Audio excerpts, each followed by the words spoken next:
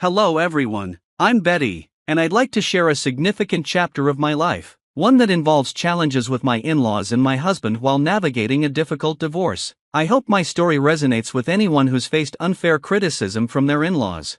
Let me take you back to where it all began. I met Kevin, my now estranged husband, on a dating app when I was a 20-year-old college student. Kevin was 26, established, and financially stable. Despite our age difference, we fell in love quickly. I've always believed that love isn't confined by age or appearance, so Kevin's being older was never an issue for me. However, Kevin struggled with our age gap. He often asked, "Why are you with me, Betty? You could find someone your age, someone who might be a better match," but I chose him because I loved him, and to me, age was just a number. Kevin's insecurities ran deep, and he would press, "There must be another reason. It's not normal for someone like you to be with someone like me. Please, just tell me the real reason." I reassured him again and again that my feelings were genuine, that I wasn't interested in dating someone my age. I loved him for who he was, and that was what mattered to me. Yet, his self-doubt remained, hinting at deeper issues of self-esteem that seemed to have kept him single before we met. Wanting to prove my love, I made sure Kevin never spent excessively on me. As a college student, I wasn't wealthy, but I bought him thoughtful gifts and managed my own finances. I worked part-time jobs, ensuring I wasn't financially dependent on him. Kevin seemed to appreciate these efforts, but sadly, his insecurities didn't fade. He continued to question the sincerity of my love, which hurt deeply. It took 3 years before I truly understood where Kevin's issues were coming from. When I met his parents, Samuel and Charlotte, I began to see the root of his struggles. Samuel, Kevin's father, had experienced a sudden windfall when he won the lottery, which changed their lives overnight. This newfound wealth gave me insight into the environment that shaped Kevin's views and insecurities. After winning the lottery, Samuel and Charlotte bought a lavish house and invested wisely. However, their wealth came with a sense of superiority. During our first meeting, Samuel boasted, "Not everyone makes it big like I did. I worked hard, and look where it got me. Do you know how rare it is to win the lottery? I did it on my first try." They were proud of their financial success, often implying that Kevin, despite his college education, would never reach their level. Charlotte often hinted that Kevin's previous partners had only been after his money, leaving him once they were financially secure. They openly doubted his ability to make good decisions, which infuriated me. It was clear that Kevin's parents painted every woman he dated as a gold digger, and over time, Kevin started to believe this narrative. The insinuation that I, too, was just after his money became an embarrassing and hurtful part of their story. Fed up with their baseless assumptions, I finally stood up for both Kevin and myself. "I'm sorry, but I have to disagree," I said. "Kevin has worked hard to build his career, and in time, he will achieve even greater success. But that doesn't mean women are after his money." Samuel retorted, "That doesn't change the fact that women only want him for money. We worked hard for what we have, but Kevin does co-own the house. Eventually, it will be his. Every time these girls see our $350,000 house, I swear, they just see dollar signs." I couldn't hold back any longer. "I can't speak for Kevin's past relationships, but I'm certainly not in this for the money. I love your son, and that's why we're together. I have no interest in your house." Charlotte then said, "Don't worry, Betty. Sometimes it's hard to accept that people can be successful and live in nice houses. You live in a small rented apartment with roommates. You might start desiring it after spending time around our house." Their comments pushed me to my limits. I was on the verge of losing my temper, but Kevin, who had been listening, said nothing. He didn't defend me or himself. Instead, he changed the subject. On our way home, I was taken aback by his indifferent attitude after such a tense visit with his parents.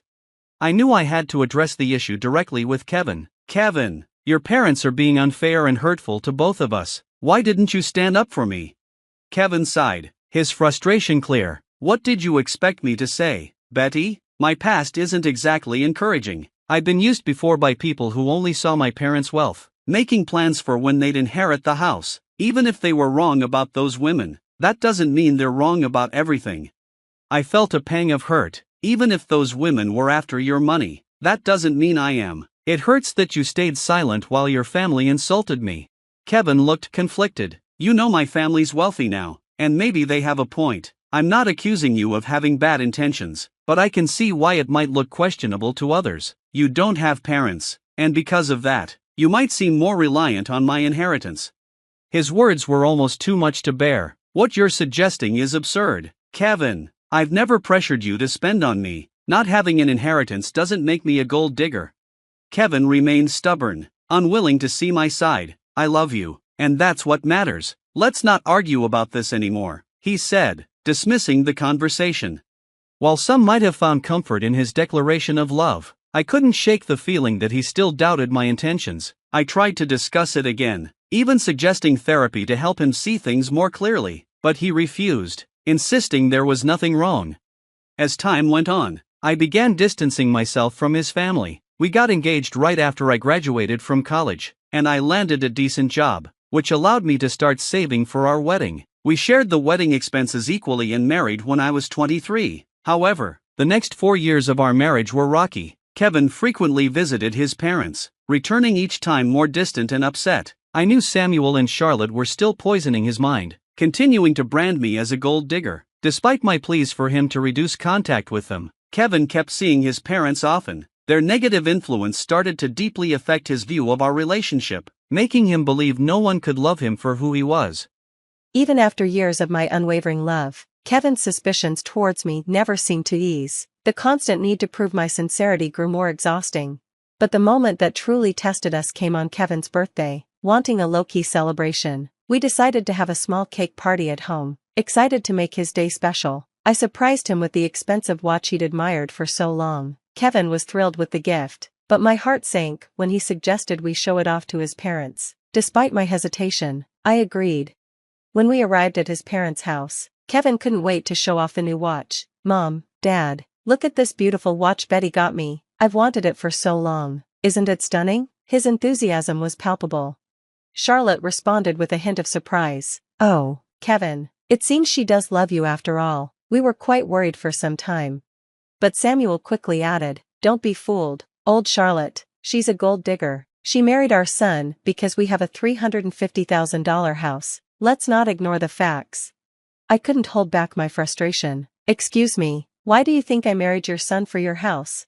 I had been working and living in an apartment for years. Besides, if age was really a concern, why would I marry someone older unless I truly loved him?" I said, trying to hold my ground. "I assure you, I didn't marry Kevin for his money or for your house. I married him because I love him. Surely Kevin can confirm that, right?" To my shock, Kevin remained silent. His unwillingness to defend me in front of his accusing parents was unsettling, and I felt my heart sink. I looked at him, hoping for some reassurance, but he avoided my gaze. The silence between us grew heavy, his lack of response amplifying the harsh assumptions of his family. The more they criticized me, the more isolated I felt.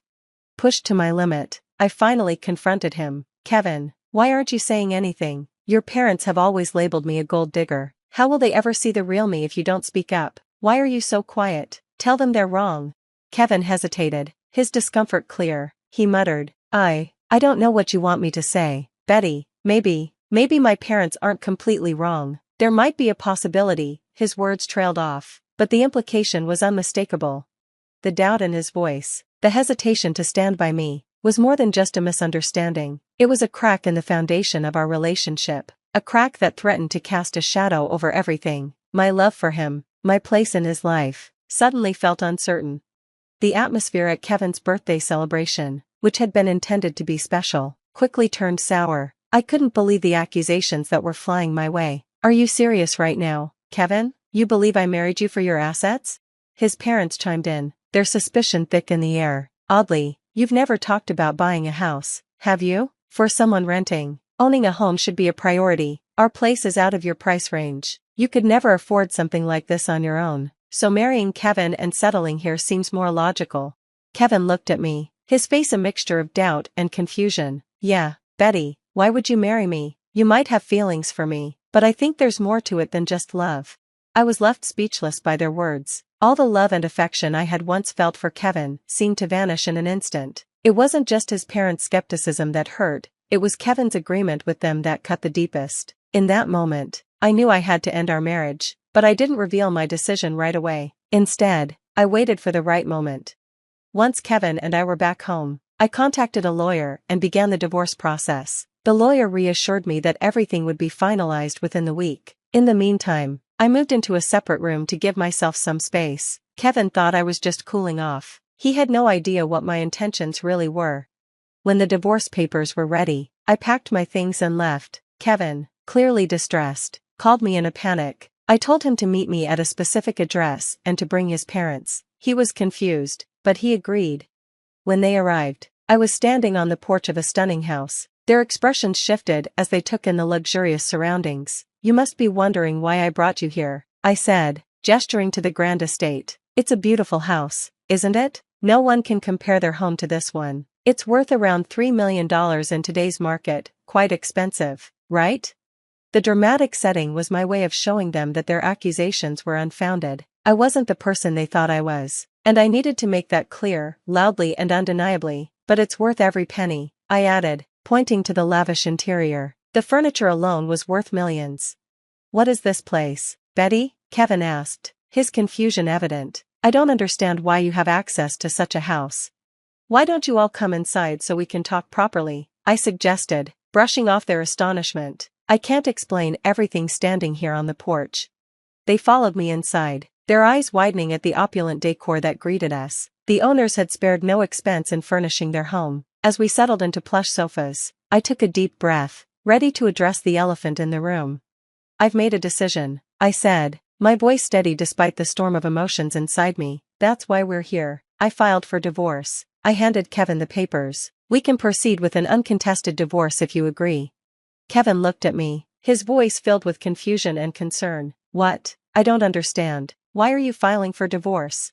"It's simple," I replied, my tone firm. "You and your parents think I'm a gold digger. You believe I married you for your house and your money. Despite everything I've said, you've refused to listen, so it's better for everyone if I leave, sparing you from what you deem my gold-digging tendencies."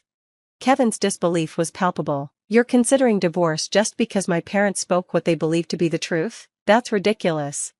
"I think it's for the best," I said, resolute. Kevin's mother, watching the exchange with an unreadable expression, finally chimed in. "If she's so adamant, you should just sign the papers, Kevin. At least then you can find someone who truly loves you." Kevin turned to me. "Why did you bring us to this house, Betty? Do you expect me to buy this for you as part of our divorce settlement?" I looked at him calmly. "Why would I need you to buy this house, Kevin? This house is already mine." Their jaws dropped in shock. "What? How can you afford a house like this? You're renting, and your job isn't enough to cover something like this. Stop lying to us," Kevin's father demanded, his voice sharp with suspicion. I could see their disbelief, but I was ready to prove something far bigger than my financial independence. This revelation wasn't just about money, it was about declaring my autonomy. I had done it on my own, and I would never allow their doubts to define me again. "This house is mine," I repeated firmly, "and this is how I'm changing everything between us. Our relationship dynamics are forever altered." "I'm not lying," I asserted, my voice steady as I saw the disbelief in their eyes. "Kevin, remember when I told you my parents left me an inheritance? This house is part of it. It's in a trust for now, but I'll officially inherit it when I turn 31. I don't need a high-paying job, because I have a trust fund waiting for me." "That's impossible," Kevin interrupted, his face etched with confusion. "Your parents passed away years ago. They should have given you the house by now." I took a deep breath. "My parents knew there were people who might try to take advantage of me," I explained. "They put everything in a trust to protect it until I was old enough to understand what it meant. They wanted me to be settled with someone who genuinely cared about me, not someone who was after my money." Kevin's mother looked taken aback. "Oh my God, Betty, you should have told us about this. We had no idea. This is a beautiful house. We could all live here very comfortably." "Yeah, you should have shared that earlier," Kevin added, now looking relieved, though still somewhat embarrassed. "We thought you were after our house. If we'd known." "I always knew Betty was perfect for Kevin," his father chimed in, his tone shifting as he eyed the lavish surroundings. "Look at this. She's a great match for him. Look at her wealth." I couldn't help but laugh at the sudden shift in their attitude. It was dizzying how quickly their views of me had changed. But what struck me even more was how easily they'd forgotten about the divorce papers I had brought. "Anyway," I said, pulling the divorce papers from my bag, "here's my signature for an uncontested divorce. You can sign these if you agree. If not, we can take it to court." but I won't live with you anymore. Kevin looked at me, his eyes desperate. Wait, Betty, listen, there's no need to rush. You've proven you're not a gold digger. There's no reason to get a divorce now. We apologize for the misunderstanding. Doesn't that make things better? Kevin's parents nodded in agreement, but their words only fueled my frustration. I don't want your insincere apologies, I said, my voice firm. For 3 years, you allowed your family to label me a gold digger. You could have defended me, but you sided with them. You even accused me of it. I can't stay with someone who doesn't respect his wife. I'm done. They pleaded with me, asking me to overlook the past, but their lack of genuine remorse made it clear that nothing had truly changed. When I reached my breaking point, I demanded they leave, threatening to call the police if they didn't. My firm stance left them no choice but to leave. In the weeks that followed, Kevin and his parents relentlessly harassed me. They begged, pleaded, and even offered bribes, thinking money could sway my decision. It only fueled my anger, revealing their continued view of me as someone driven by financial gain.